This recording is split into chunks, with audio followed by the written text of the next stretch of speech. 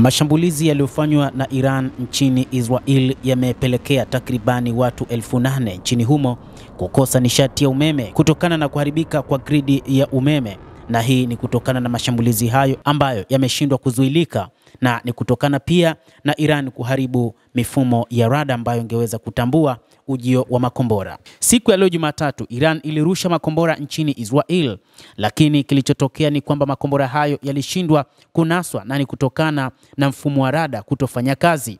Hata hivyo, baadhi ya makombora yalienda kugonga katika mifumo ya uzalishaji wa umeme na hatimaye karibia eneo kubwa la nchi likakosa umeme.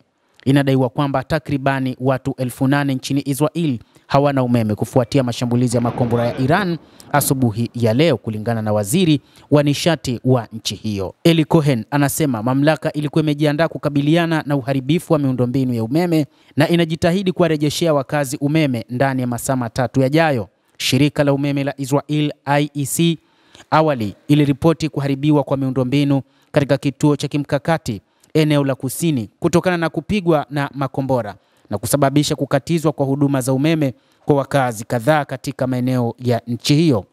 Wahudumu wa IEC wanaelekea katika maeneo tofauti kurekebisha hitilafu zilizosababisha kupotea kwa umeme haraka iwezekanavyo.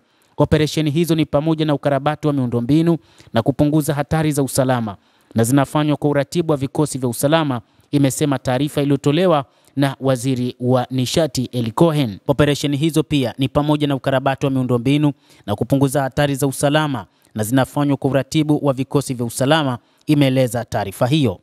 Hata hivyo, hali imezidi kuwa ngumu zaidi, kwani watu wengi, kutokana na kwamba Iran inarusha makombora ambayo yanaharibu majumba na kuhatarisha usalama zaidi, wengi wapo katika maeneo salama ya mahandaki, lakini pia kunadaiwa pia kunakosekana umeme na kusababisha tabu kwa wote ambao wameingia katika maeneo hayo ambayo yanadaiwa kwamba ni salama zaidi kwa ajili ya kuokoa maisha yao kutokana na makombora ambayo yanarushwa na Iran.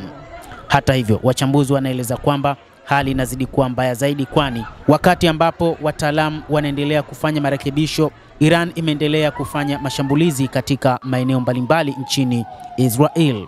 Mtazamaji, endelea kutufuatilia, lakini usisahau kulike, usisahau kucomment, kadhalika na kusubscribe channel yetu hii ili upate habari hizi kwa mapana hapa The World News.